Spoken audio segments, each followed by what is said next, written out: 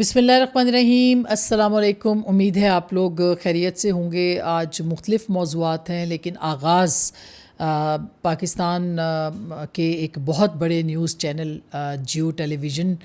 جس کے اوپر 15 دن کی پابندی عائد کی گئی ہے پیمرا کی جانب سے، اور اس کا ایک جو وجہ تنازع ہے وہ یہ ہے کہ عاشور پہ ایک ڈاکیومنٹری جو ہے وہ جیو ٹیلی ویژن نے چلائی تھی، جس کے اندر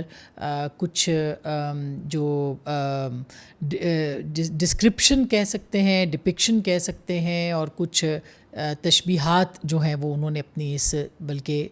یہ لفظ زیادہ مناسب ہے کہ تشبیہات استعمال کی تھیں،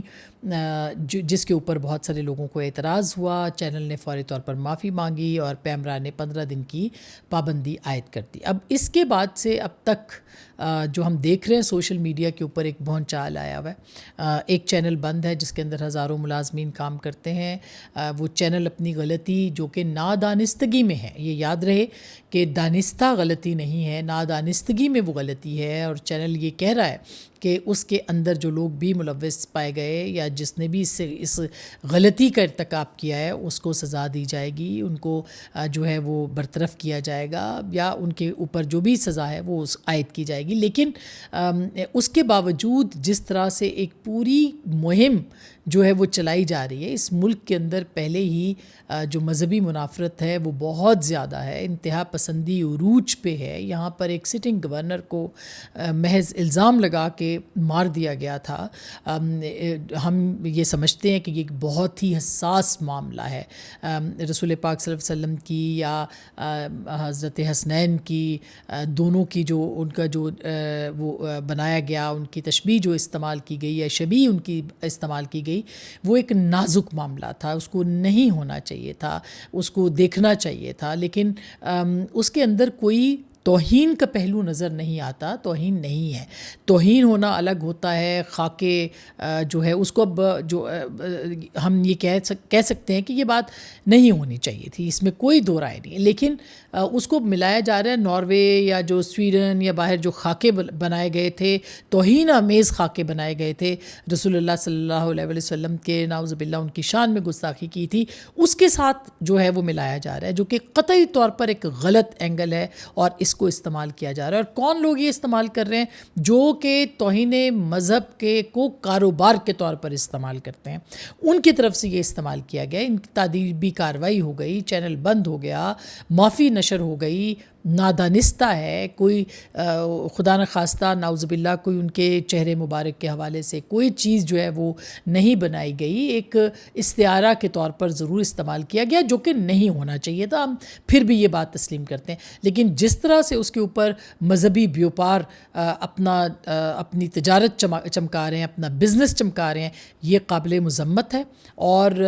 پیمرا کو بھی جیو ٹیلی ویژن کو معافی نشر کرنے کا موقع ملنا چاہیے تھا، یعنی ادھر یہ چلی اور ادھر چینل جو ہے وہ بند کر دیا گیا چند گھنٹوں کے اندر، بلکہ 2-3 گھنٹوں کے اندر اندر فوری طور پر چینل کے اوپر معافی بھی نشر کی گئی، لیکن اس کو بار بار نشر ہونا چاہیے تھا۔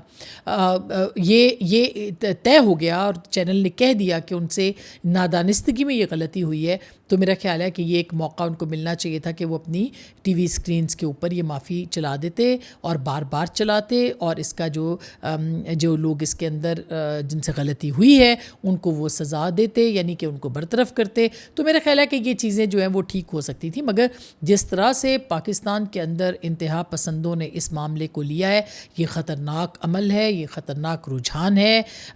یہ ان سارے موضوعات کے اوپر بات کرتے ہوئے بھی لوگ گھبراتے ہیں، لیکن بہت سارے لوگ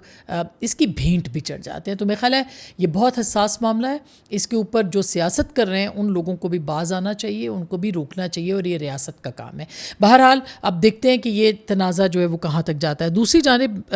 کل پاکستان جو ہے اس نے افغانستان کے اندر حملہ کیا ہے، اور کیوں کیا ہے اس کی وجہ بھی ہم بتا دیتے ہیں کہ ایک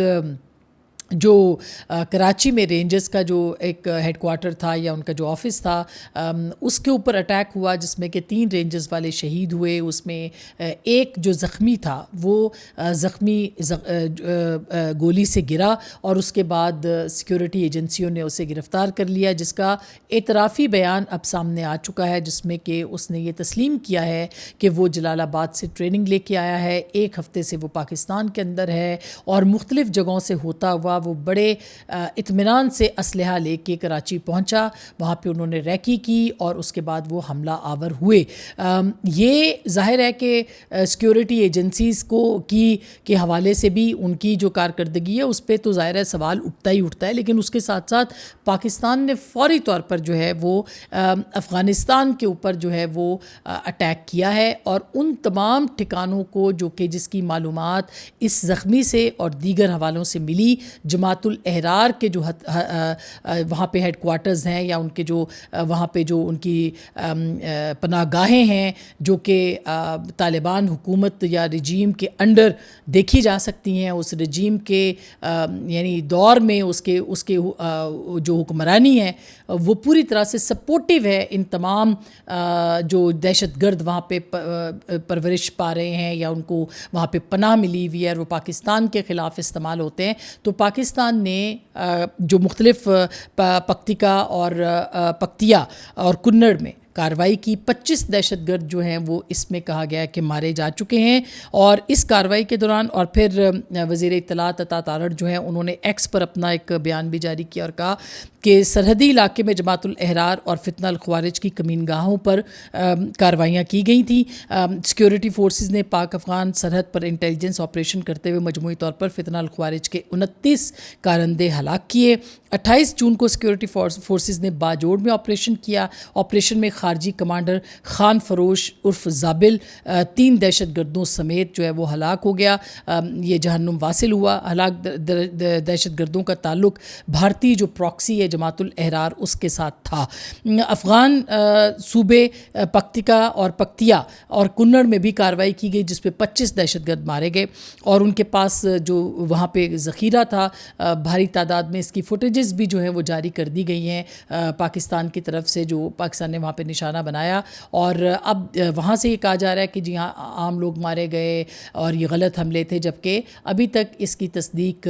کوئی واضح تردید نہیں آئی کہ یہ جو مارے گئے ہیں یہ عام لوگ تھے یا یہ دہشت گرد تھے. پاکستان نے انٹیلیجنس کی بنیاد کے اوپر اور کنفرمیشن کے بعد جو ہے یہ حملہ کیا ہے اور پاکستان کے جو اعلیٰ سیکیورٹی سورسز ہیں وہ کنفرم کر رہے ہیں کہ یہ تمام جو تھے یہ دہشت گرد ہی تھے جو کہ مارے گئے ہیں. یہ ذبیح اللہ مجاہد نے کہا کہ ان حملوں میں 13 افراد جاں بحق 14 زخمی ہوئے اور انہوں نے یہ کہا کہ جو تصاویر شیئر کی گئی ہیں اس میں جاں بحق ہونے والوں میں 11 بچے بھی ہیں، ایک خاتون اور بزرگ بھی ہیں. یہ ان کا بیانیہ ہے ذبیح اللہ مجاہد کا، جبکہ پاکستان یہ کلیم کر رہا ہے اور پاکستان یہ کہہ رہا ہے کہ 29 دہشت گرد جو ہیں وہ مارے جا چکے ہیں. یہ غضب للحق کی کارروائی تھی جو کہ پاکستان نے کی ہے اور اس کے اندر زابل جو کہ جماعت الاحرار کا لیڈر تھا، ایک تو باجوڑ میں وہ مارا گیا ہے اور اسی طرح دوسری طرف بھی یعنی بارڈر کے اس پار بھی پاکستان کی کارروائیوں میں مختلف دہشت گرد جو ہیں وہ مارے گئے ہیں. جو پکڑا گیا اس نے، جیسے میں نے پہلے بتایا، اس نے کہا جی افغانستان سے تعلق ہے، وہیں ٹریننگ لی ہے اور یہ ویڈیو بیان ہے اس کا، یعنی یہ نہیں ہے کہ اس کا ویڈیو بیان ٹی وی پہ چل چکا ہے. وہ زخمی حالت میں اس بات کا اعتراف کر چکا ہے کہ اس کی ٹریننگ کہاں پہ ہوئی ہے اور یہ ایک بہت اہم ثبوت ہے پوری دنیا کے لیے کہ کس طرح سے افغانستان کے اندر یہ دہشت گرد جو ہیں وہ پرورش پا رہے ہیں، وہاں پہ تربیت لے رہے ہیں اور پاکستان کے خلاف استعمال کیے جاتے ہیں تاکہ پاکستان کو نقصان پہنچایا جائے. اس نے یہ انکشاف کیا کہ اس دہشت گرد نے کہ کمانڈر کا نام ان کے جو تھا وہ احرار مولوی ہے اور ہم سب کو افغانستان میں تربیت دی جاتی ہے، ہم سب خودکش جیکٹ تیار کر لیتے ہیں. افغانستان میں پہلے سے تربیت دی گئی تھی. افغانستان میں خودکش جیکٹ اور دیگر ٹریننگ عمر قاری نے دی تھی اور کراچی آنے سے پہلے ہمارے لیے افغانستان سے سب انتظامات مکمل ہو گئے تھے. اس نے یہ بھی تسلیم کیا کہ اس کو ایک زیر تربیت جو مکان تھا اس کے اندر جو ہے وہ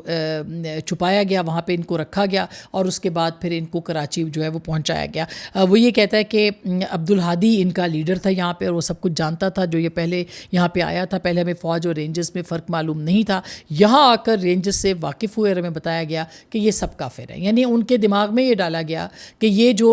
رینجرز والے کھڑے ہیں یہ کافر ہیں, ان کو مارنا. یعنی جہالت کا آپ عالم دیکھیں, اور اس کے ساتھ ساتھ یہ جو پاکستان مخالف جو پراکسی ہے, صحیح فتنہ الخوارج ہیں یہ اس میں کوئی دو رائے نہیں ہے کہ یہ اپنے علاوہ سب کو کافر کہتے ہیں, جبکہ یہ اسلام کے حلقے سے خارج ہیں. اسی طرح سے اب پاکستان نے جو ہے وہ مزید سختی کا اعلان کیا ہے. 10 جولائی سے پاکستان میں غیر قانونی جو مقیم افغان شہری ہیں ان کی فوری گرفتاری کا حکم دیا گیا ہے. 10 جولائی سے پاکستان میں غیر قانونی مقیم افغان شہریوں کی فوری گرفتاری کی جائے گی, اور وفاقی وزارت داخلہ نے پاکستان میں غیر قانونی مقیم افغان شہریوں سے متعلق اہم مراسلہ تمام صوبوں کے چیف سیکرٹریز, چیف کمشنر اسلام آباد اور متعلقہ اداروں کو ارسال کر دیا ہے. مراسلے میں 10 جولائی سے بغیر کار آمد ویزے کے پاکستان میں غیر قانونی مقیم افغان شہریوں کی فوری گرفتاری کے احکامات جاری کرتے ہوئے صوبائی حکومتوں ضلعی انتظامیہ اور قانون نافذ کرنے والے اداروں کو احکامات پر سختی سے عمل درآمد کی ہدایت کی ہے. مراسلے میں یہ بھی کہا گیا ہے کہ ویزے کی مدت ختم ہونے کے باوجود پاکستان میں مقیم افغان شہری بھی کارروائی کی زد میں آئیں گے, اور وزارت داخلہ کے مراسلے میں غیر قانونی غیر ملکیوں کی وطن واپسی کے منصوبے پر مؤثر عمل درآمد یقینی بنانے کی ہدایت کرتے ہوئے کہا گیا ہے کہ 11 جولائی سے روزانہ کی بنیاد پر کارروائی کی رپورٹ وزارت داخلہ کو بھجوائی جائے گی. یہ اہم جو معاملات ہیں, یہ اس واقعے کے بعد جو ہے مزید سختی کرنے کا فیصلہ کیا گیا. دوسری طرف ایران اور امریکہ کی ڈیل آپ نے دیکھا گزشتہ 3 دنوں کے اندر کافی حالات جو ہے وہ کشیدہ رہے, اور ایران کے نے یعنی ایک بلا اجازت جو جہاز وہاں سے گزر رہا تھا اس پر اٹیک کیا. اس کے بعد امریکہ نے ایران کے 2 جزیروں کے اوپر اٹیک کیا, اور ایران نے دھمکی دے دی کہ اب یہ جو ایک معاہدہ ہوا ہے اسلام آباد معاہدہ, اس کے اوپر مزید معاملہ جو بات چیت ہے اگر حملے جاری رہے تو یہ نہیں کریں گے, یہ معطل کر دیے جائیں گے. ایران نے جوابی کارروائی کے اندر پھر کویت اور بحرین کے اڈوں کو بھی نشانہ بنایا, اور یوں لگ ایسے رہا تھا کہ ایک مرتبہ پھر یہ معاہدہ ٹوٹ جائے گا. لیکن ہماری اطلاعات یہ ہیں کہ پاکستان اور سعودی عرب نے اس معاملے کے اوپر جو ہے وہ کافی ایکٹیو رول پلے کیا, اور بالآخر اب ایک مرتبہ پھر جو سوئٹزرلینڈ کے اندر مذاکرات تھے اس کا دوسرا مرحلہ اب ہونے جا رہا ہے قطر کے اندر, اور وہاں پر ایک دفعہ پھر امریکہ اور ایران کے جو نمائندے ہیں وہ بیٹھ کے ٹیکنیکل جو کمیٹیز ہیں وہ کام کریں گی. ایرانی صدر پزشکیان صاحب نے اس دوران یہ مطالبہ کیا ہے کہ $6 ارب کی جو پہلے بات کی گئی تھی وہ فوری طور پر ایران کو ریلیز کیے جائیں. جو $12 ارب ہیں ان میں سے 6 ارب کی قسط دی جانی تھی وہ فوری طور پر ریلیز کیے جائیں. اس کا مطلب یہ ہے کہ ایران کو ابھی تک وہ جو پیسے ہیں وہ نہیں ملے ہیں, اور اس معاملے پہ بھی کہا جا رہا ہے کہ ایران جو ہے اس کو خلیجی ممالک کی طرف سے اور خاص کر کے سعودی عرب کی طرف سے یہ کہا گیا تھا کہ وہ اس کو یقینی بنائیں گے. جبھی یہ جو ہے وہ معاملہ ٹلا تھا اور جو مذاکرات سوئٹزرلینڈ میں خراب ہو رہے تھے اور وہ معطل ہونے لگے تھے وہ پھر بحال ہوئے تھے. دوسری جانب امریکہ اور ایران نے ایک دوسرے پر حملے روکنے کا بھی اب اتفاق کر لیا ہے. امریکی جو نیوز ویب سائٹ ہے ایکزیوز, اس کے مطابق ایک سینئر امریکی عہدیدار کا حوالہ دیتے ہوئے یہ کوٹ کیا گیا اس کو کہ امریکہ اور ایران ایک دوسرے پر حملے روکنے پر اتفاق کیا ہے, اور دونوں ممالک نے اس ہفتے مذاکرات کرنے کا بھی فیصلہ کیا ہے. امریکہ اور ایران آبنائے ہرموز کے تنازع کو حل کرنے کے لیے منگل کو قطر کے دارالحکومت دوحہ میں ملاقات کرنے پر راضی ہو گئے ہیں. یہ جنگ بندی ابھی صرف 11 دن پرانی ہے, لیکن امریکہ اور ایران کی جانب سے دوبارہ حملوں اور صدر ٹرمپ کی اس دھمکی کے بعد کہ وہ جنگ دوبارہ شروع کر کے کام مکمل کریں گے, یہ معاہدہ پہلے ہی غیر یقینی کی صورتحال کا شکار نظر آ رہا ہے. امریکہ نے ایران کی بندرگاہوں پر عائد بحری ناکہ بندی ختم کرنے پر آمادگی ظاہر کی ہے, جبکہ ایران نے آبنائے ہرمز سے تجارتی جہازوں کی محفوظ گزرگاہوں کو یقینی بنانے کے لیے گزرگاہ کو اپنی بھرپور کوششوں کا بھی یقین دلایا. اس سے پہلے ایک ایرانی عہدیدار نے کہا تھا کہ حالیہ امریکی حملوں اور مفاہمت کی یادداشت کی شرائط کی خلاف ورزی پر ایران نے اتوار کو ہونے والے تکنیکی مذاکرات میں حصہ نہیں لیا تھا, لیکن اب یہ بحال ہو گئے اور منگل کو کہا جا رہا ہے کہ دوسرا سیشن جو ہے وہ ہوگا. اسی طرح سے وال اسٹریٹ جرنل جو ہے یہ یاد رہے کہ یہ جو لڑائی ہے یہ نیوکلیئر سے زیادہ آبنائے ہرمز کے اوپر ہی رہے گی، اور یہی وہ پہلو ہے جس کے اوپر امریکہ ابھی تک شکست خوردہ ہے. یعنی آبنائے ہرمز کا جو معاملہ ہے وہ ابھی تک امریکہ سے طے نہیں ہو پا رہا، اور امریکہ اور پریزیڈنٹ ٹرمپ اپنی آڈینس کو یہ تاثر دینا چاہتے ہیں کہ وہ جیت گئے ہیں، لیکن وہ جب تک اس جیت کا اعلان نہیں کر سکتے جب تک کہ آبنائے ہرمز جو ہے جس کے اوپر تنازع تھا وہ ایران کے کنٹرول میں ہے، یا ایران اس کا جو انتظام ہے وہ سنبھالے ہوئے ہے، اور ایران اس سے دستبردار ہونے کے لیے تیار نہیں ہے. لہٰذا اب امریکہ یکے بعد دیگرے جو ہے وہ آبنائے ہرمز کو نشانہ بھی بنا رہا ہے، اور وہاں پر اپنی رٹ کو برقرار رکھنے کے لیے یعنی سٹ پٹا بھی رہا ہے. یہ بھی میں آپ کو بتا دوں کہ اسی حوالے سے وال اسٹریٹ جرنل نے ایک بہت اہم رپورٹ جو ہے وہ شائع کی. انہوں نے کہا کہ مشرق وسطیٰ میں ایرانی حملوں کے بعد امریکی فوجی حکمت عملی تبدیل ہونے کا امکان ہے. امریکہ خلیجی ممالک میں اپنے بعض فوجی اڈوں کی منتقلی پر غور کر رہا ہے، اور اگر ایسا ہو جاتا ہے تو یقین مانیے کہ یہ ایران کی ایک بہت بڑی فتح ہوگی. اور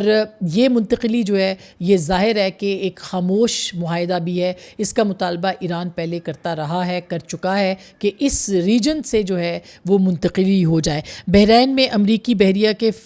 جو 5th فلیٹ ہیڈ کوارٹرز کو حملوں میں شدید نقصان پہنچا ہے. ہیڈ کوارٹر کی عمارت، پانی کے گودام، پانی ذخیرہ کرنے کی تنصیبات بھی متاثر ہوئی ہیں. ایران عمان مشترکہ کمیٹی کا اجلاس بھی ہوا ہے. آبنائے ہرمز کے مستقبل کے انتظام پر گفتگو پہ بھی ہوئی ہے، اور ایرانی نائب وزیر خارجہ کاظم غریب آبادی نے اپنے بیان میں کہا ہے کہ آبنائے ہرمز سے متعلق مسقط میں ایران اور عمان کی مشترکہ کمیٹی کی اجلاس میں شرکت کی، اور مشترکہ کمیٹی کا پہلا اجلاس عمان کے وزیر مملکت خارجہ امور کے ساتھ منعقد ہوا، جہاں اسلام آباد MOU ساحلی ریاستوں کے خود مختار حقوق کے تناظر میں آبنائے ہرمز کے مستقبل کے انتظام پر گفتگو کی گئی ہے. تو ایران کسی صورت بھی آبنائے ہرمز کی جو ایک ان کی مستقل یعنی ان کا جو کنٹرول ہے اس کو چھوڑنے کے لیے قطعی طور پر جو ہے وہ رضامند نہیں ہے. اسی طرح سے ایران نے خلیجی ممالک کو نئے سیکیورٹی اتحاد کی بھی پیشکش کر دی ہے. ایران نے خلیجی خطے کے لیے نئے علاقائی سیکیورٹی نظام کی تشکیل کی تجویز دیتے ہوئے خطے کے ممالک کو مشترکہ اتحاد کی پیشکش کی ہے. اور ایرانی وزیر خارجہ عباس اراغچی صاحب نے عراقی قومی سلامتی کے مشیر قاسم العبودی سے ملاقات کے بعد کہا ہے کہ حالیہ واقعات نے واضح کر دیا ہے کہ خطے کے ممالک کو اپنی سلامتی کی ذمہ داری خود سنبھالنی چاہیے، اور مستقبل کے سیکیورٹی انتظامات بھی باہمی مشاورت سے طے کرنے چاہیے. ایران خلیج فارس کے ساتھ مل کر ایسا علاقائی سیکیورٹی فریم ورک قائم کرنے کے لیے تیار ہے جس میں صرف دفاعی تعاون نہیں بلکہ اقتصادی شراکت داری بھی ممکن ہو سکے. عباس اراغچی صاحب نے اس بات پر زور دیا ہے کہ خطے کے امن و استحکام کے لیے ضروری ہے کہ بیرونی فوجوں کو یا فوجی طاقتوں کو علاقائی سیکیورٹی کے معاملات سے دور رکھا جائے، جبکہ علاقائی ممالک باہمی اتحاد اور تعاون اور اعتماد کے ذریعے اپنے مستقبل کا تعین کرے. تو بیسیکلی ایران یہ چاہتا ہے کہ ظاہر ہے، اور اگر یہاں سے منتقلی ہوتی ہے امریکی اڈوں کی وقتی طور پر یا پھر مستقل طور پر، تو بھی سیکیورٹی اس ریجن کو چاہیے ہوگی، اور ایران یہ آفر کر رہا ہے کہ وہ اس ریجن کی سیکیورٹی کے لیے ایک پیکٹ جو ہے وہ کرنا چاہتا ہے. یاد رہے کہ سعودی عرب اور ایران کے درمیان ایک نان ایگریشن پیکٹ کے حوالے سے بھی موومنٹ چل رہی ہے کہ وہاں پہ بھی ایک عدم جو جارحیت ہے اس کا معاہدہ دیکھنے کو مل سکتا ہے. اور اگر یہ ہو گیا تو یہ، اور پاکستان اس کے لیے بہت کوشش کر رہا ہے، اگر یہ ہو گیا تو یقینی طور پر قطر اور عمان جو ہے وہ اس کے اندر ہوں گے، جبکہ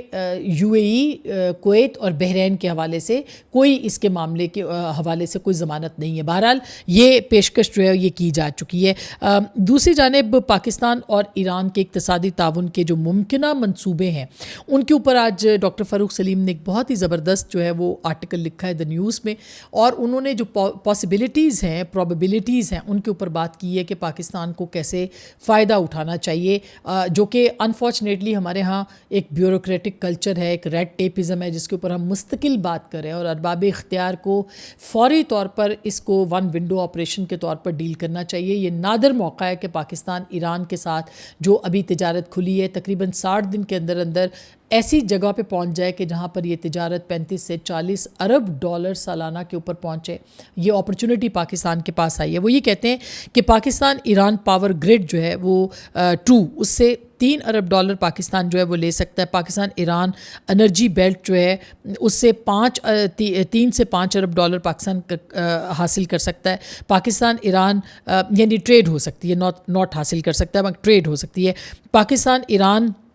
بلو امونیا ہب جو ہے اس سے 1 سے 1.5 ارب ڈالر جو ہے وہ ہو سکتے ہیں, ارن کیے جا سکتے ہیں یا فائدہ اٹھایا جا سکتا ہے. پاکستان ایران صنعتی پارکس 2 سے 4 ارب ڈالر کی کیپیسٹی ہے. جو منی LNG کوریڈورز ہیں اس سے 2 سے 3 ارب ڈالرز, اور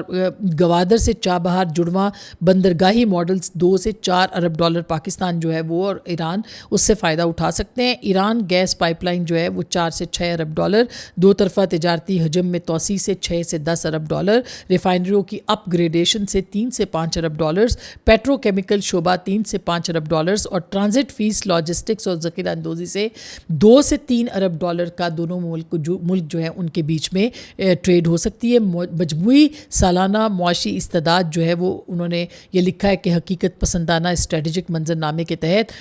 30 سے 35 ارب ڈالر سالانہ, جبکہ مکمل اقتصادی راہداری کی صورت میں 40 سے 45 ارب ڈالر سالانہ پاکستان اور ایران کے درمیان تجارت جو ہے وہ ہو سکتی ہے. اور یہ پاکستان کے لیے اس وقت بہت زیادہ ضروری ہے. پاکستان 1-2 ارب ڈالر کے لیے IMF کی منتیں کرتا ہے, اس کے پروگرام کو حاصل کرنے کی کوشش کرتا ہے. یہ لٹرلی یہ ملک جو ہے وہ IMF چلا رہا ہے, اور پاکستان کے دروازے کے اوپر یہ اپرچونٹی ہے جو کہ پاکستان کو حاصل کرنی ہے. اب دیکھتے ہیں کہ اس کے اوپر پاکستان کتنی تیزی سے اور کتنی جلدی اس کے اوپر عمل درآمد جو ہے وہ کرتا ہے. تو یہ اب تک کی اطلاعات ہیں جو کہ آپ کے ساتھ شیئر کرنی تھی. اپنا بہت خیال رکھیے گا. اللہ نگہبان.